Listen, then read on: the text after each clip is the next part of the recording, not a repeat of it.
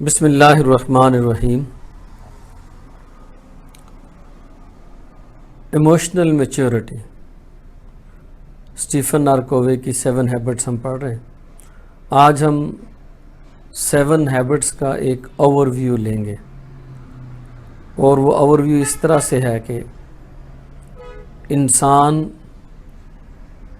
جب پیدا ہوتا ہے تو وہ ڈیپینڈنٹ ہوتا ہے،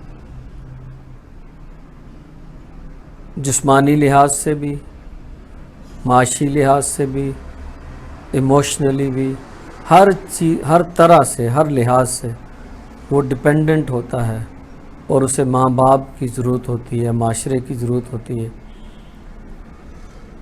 لیکن آہستہ آہستہ وہ ڈیپینڈنس سے انڈیپینڈنس کی طرف جاتا ہے، فزیکلی انڈیپینڈنٹ ہوتا ہے، معاشی طور پہ انڈیپینڈنٹ ہوتا ہے، لیکن ایموشنل انڈیپینڈنس جو ہے وہ بہت کم لوگوں کو نصیب ہوتی ہے۔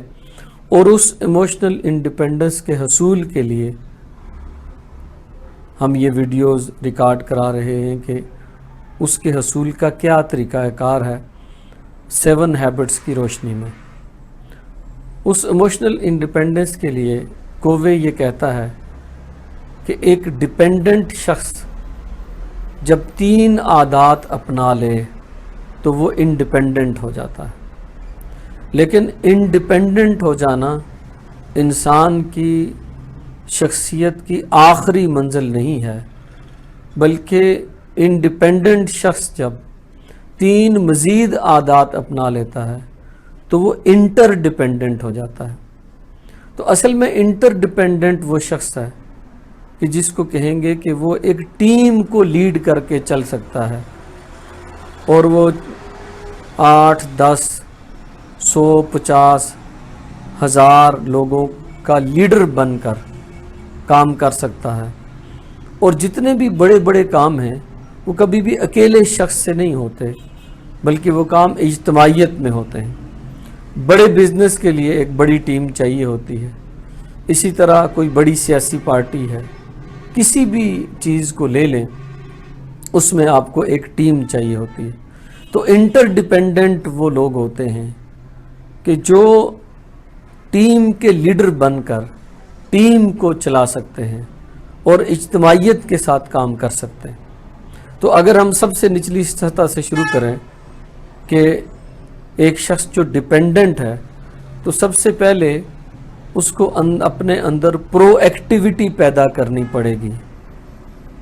ری ایکٹیو ہونے کے بجائے اسے پرو ایکٹیو ہونا پڑے گا۔ یہ پرو ایکٹیو کیسے ہوتے ہیں ہم اس کو آگے تفصیل سے دیکھیں گے۔ یہ پہلی عادت ہے۔ ویسے کووے اس عادت کو باقی عادات کا بیج کہتا ہے۔ اگر آپ پرو ایکٹیو نہیں تو آگے آپ کچھ بھی نہیں کر سکتے۔ سیکنڈ ہیبٹ جو ہے وہ ہے بگن with the end in mind. انجام کو نظر میں رکھ کر کوئی بھی منصوبہ شروع کریں۔ بالکل ایسے ہی کہ آپ کوئی بھی کام کرنے جا رہے ہیں، پہلے اس کا منصوبہ بنا لیں۔ جیسے ایک بلڈنگ بنائی جاتی ہے، سب سے پہلے انجینئر اس کا نقشہ بناتا ہے، اور وہ نقشہ کاغذ پہ ہے، ابھی زمین پہ کچھ نہیں ہوا، لیکن کاغذ پہ اس کا پورا نقشہ تیار ہو جاتا ہے۔ تو دوسری عادت ہے کہ آپ نے پہلی عادت میں جب اپنے آپ کو پرو ایکٹیو ثابت کر لیا اور اب مان لیا کہ میں پرو ایکٹیو ہوں۔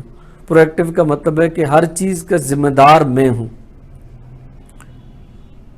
اپنے اندر جتنی کامیابیاں میں نے زندگی میں حاصل کی ہیں وہ اس کا بھی میں ذمہ دار ہوں، اور جو ناکامیاں میں نے زندگی میں حاصل کی اس کا بھی میں ذمہ دار ہوں، اور آگے چل کے میں نے کہاں جانا ہے اس کا بھی میں ذمہ دار ہوں۔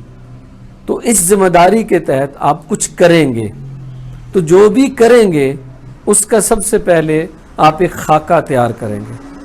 کہتے ہیں کہ چیزیں ہمیشہ 2 دفعہ بنتی ہیں، پہلے انسانی دماغ میں بنتی ہیں اور پھر وہ باہر بنتی ہیں۔ تو دوسری عادت یہ ہے کہ آپ اپنی زندگی کا ایک منصوبہ تیار کریں، اپنا ہدف متعین کریں، اس کے خد و خال کو واضح کریں۔ تو کہتا ہے کہ بگن with the end in mind.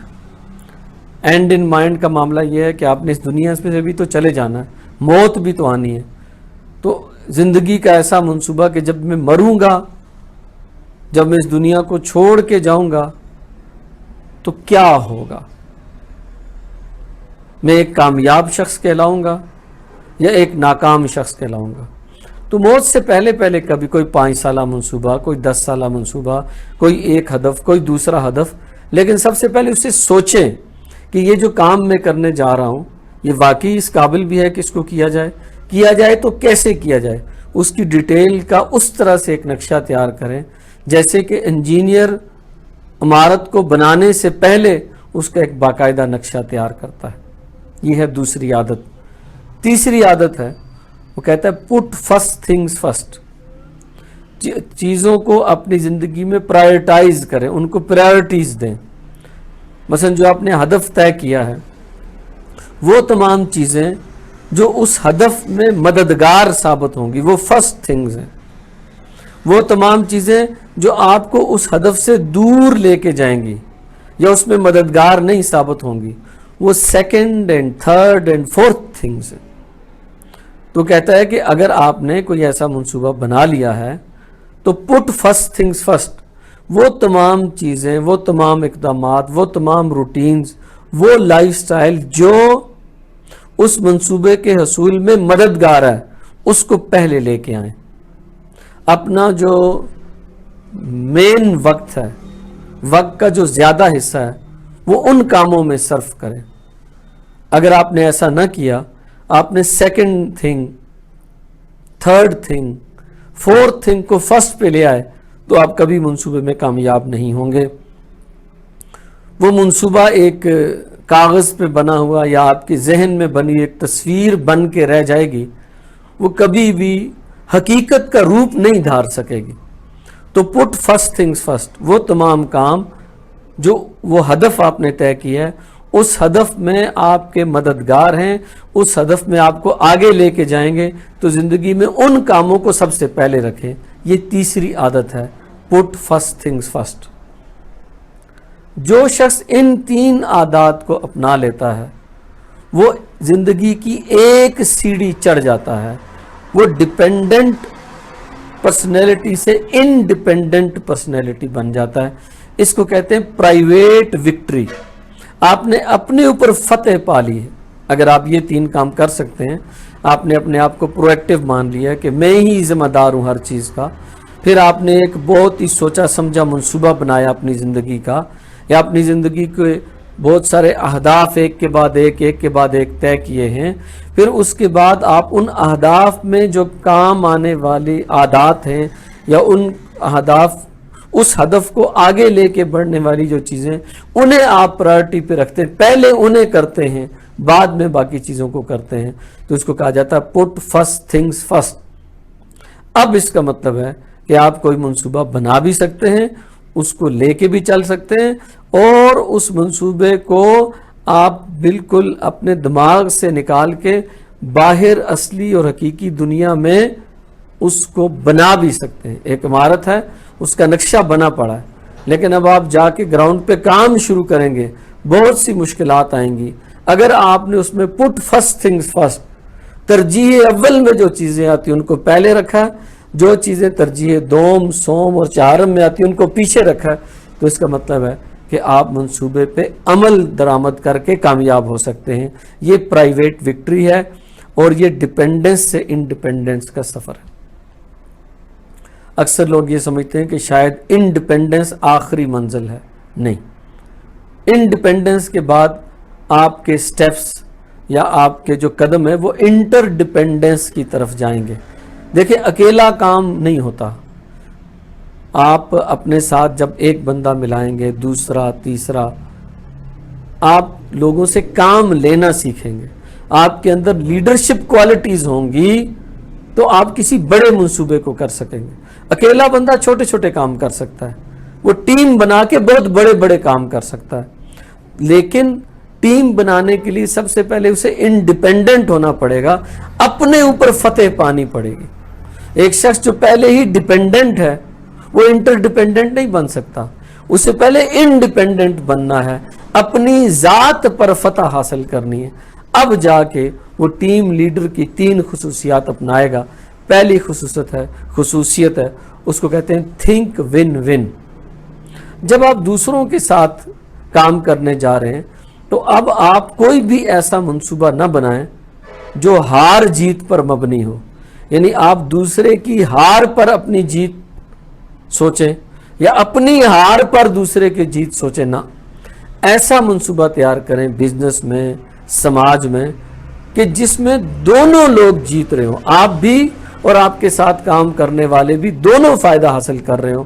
ہمیشہ اس منصوبے پہ عمل کریں، اس منصوبے کو مت لے کے چلیں جس میں ایک پارٹی ہار رہی ہو دوسری جیت رہی ہو۔ کسی کی ہار کو سٹیپ بنا کر آپ جیتیں، یہ ناقابل قبول ہے، لیڈرز ایسا نہیں کرتے۔ تو آپ سب سے پہلے تھنک ون ون، ایک ایسا منصوبہ تیار کریں گے جس میں آپ کے ساتھ جو لوگ ہیں وہ بھی جیت محسوس کریں گے، ہماری بھی جیت ہے اور آپ کی بھی جیت ہو۔ یہ پہلی عادت ہے انٹر ڈپینڈنس کی طرف جانے کی، اور چوتھی عادت ہے ان عادات کے زمرے میں۔ 5ویں عادت وہ ہے seek first to understand then to be understood. اپنے آپ کو دوسرے کو سمجھانے سے پہلے دوسرے کو سمجھیں، یعنی پہلے سمجھیں پھر سمجھائیں۔ ہمارا مسئلہ یہ ہے کہ ہم بول پڑتے ہیں، دوسرے کی بات سنتے ہی نہیں۔ ہم کہتے ہیں دوسرا ہماری بات نہیں مان رہا، خواہ وہ اولاد کا مسئلہ ہو، خواہ وہ والدین کا مسئلہ ہو، خواہ وہ اساتذہ کا مسئلہ ہو، خواہ وہ باس کا مسئلہ ہو، خواہ وہ ٹیم لیڈر کا مسئلہ ہو۔ ہم سنانا چاہتے ہیں، سننا نہیں چاہتے۔ یہ سب سے بڑی قباحت ہے۔ اللہ نے 2 کان اور 1 زبان اس لیے دی ہے کہ سننا زیادہ ہے، بولنا کم ہے۔ تو ٹیم کو لے کے آپ اس وقت تک چل ہی نہیں سکتے کہ جب تک آپ دوسرے کی بات کو واقعی ہمدردی کے ساتھ، انتہائی غور کے ساتھ سنیں نہ، اس کو سمجھنے کی کوشش نہ کریں۔ پہلے دوسرے کو سمجھیں پھر سمجھائیں۔ یہ بات اگر آپ زندگی میں لے کے چلیں گے تو بہت کامیاب رہیں گے، اور یہ بات سب سے زیادہ کم ہے۔ والدین بچوں کی بات نہیں سنتے، بچے والدین کی بات نہیں سنتے، سبارڈینیٹ باس کی بات نہیں سنتا، باس سبارڈینیٹ کی بات نہیں سنتا، کوئی کسی کی بات نہیں سنتا۔ ہر کوئی دوسرے کو بات سمجھانا چاہتا ہے، سمجھنا نہیں چاہتا۔ تو seek first to understand then to be understood, پہلے سمجھیں دوسرے کو پھر سمجھانے کی کوشش کریں۔ یہ 5ویں عادت ہے۔ اور 6ٹھی عادت ہے سینرجائز، اپنی قوتوں کو آپس میں جوڑیں۔ دیکھیں جہاں پہ 2 لوگ ہوتے ہیں وہاں پہ اختلاف ہو جاتا ہے۔ اختلاف میں لیڈر کیا کہتا ہے؟ نہیں، میری بات مانی جائے گی، دوسرے کو ڈسکارڈ کر دے، ختم کر دے، اس کی ضرورت ہی نہیں۔ اختلاف اس حوالے سے رحمت ہے کہ آپ ایک طرح سے سوچ رہے ہیں، دوسرا دوسری طرح سے سوچ رہا ہے۔ اگر آپ ان دونوں سوچوں کو اکٹھا کریں تو ایک تیسری سوچ جنم لے گی، تیسرا راستہ جنم لے گا جو ان دونوں راستوں سے بہتر ہوگا۔ تو آپ سینرجائز کریں۔ ایک تو اس کا یہ مطلب ہے۔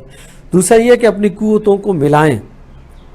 ایک شاید 2 لوگ ہیں، وہ آم کے درخت سے آم اتارنا چاہتے ہیں، ایک بھی کوشش کر رہا ہے، دوسرا بھی کوشش کر رہا ہے، مل کے کوشش نہیں کر رہے۔ ایک شخص دوسرے کے کندھے پہ کھڑا ہو جاتا ہے اور وہ آم اتار لیتا ہے۔ اس کو کہتے ہیں سینرجی۔ اردو میں کہتے ہیں 1 1 2 11 اور 3 111۔ 2 بندوں کی جو کوششیں الگ الگ ہیں ان کو جمع کریں تو وہ 2 کوششیں ہوں گی، لیکن 2 بندے اگر مل کے کوشش کریں تو وہ 11 کوششیں ہوں گی۔ تو سینرجائز کرنا سیکھیں۔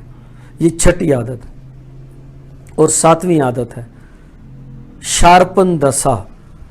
جب آپ اپنی زندگی میں اس طرح سے مشقت کریں گے، اپنے جو وسائل ہیں زندگی کے، جس میں آپ کا جسم ہے، دماغ ہے، روح ہے، دل ہے، اس کو استعمال کریں گے تو جو ہی جتنی زیادہ آپ کسی چیز کو استعمال کرتے ہیں وہ چیز کند ہوتی جاتی ہے۔ آپ آرے سے درخت کاٹ رہے ہیں تو ایک وقت آئے گا آپ کو آرا تیز کرنے کی ضرورت پڑے گی۔ آپ گاڑی پہ سفر کر رہے ہیں، ایک وقت آئے گا آپ کو گاڑی میں پیٹرول ڈالنے کی ضرورت پڑے گی۔ تو یہ جو جسم ہے اس کے جو وسائل اللہ نے دیے ہیں جب آپ اس کو پوری طرح یوٹیلائز کریں گے تو 7ویں عادت یہ ہے کہ آپ کو بار بار اپنی آری تیز کرنی پڑے گی۔ جب یہ 6 عادتیں آپ اپنا لیں گے، پہلی 3 عادتیں ہیں be proactive, begin with the end in mind, put first thing first, تو آپ ڈپینڈنٹ سے انڈیپینڈنٹ ہو جائیں گے۔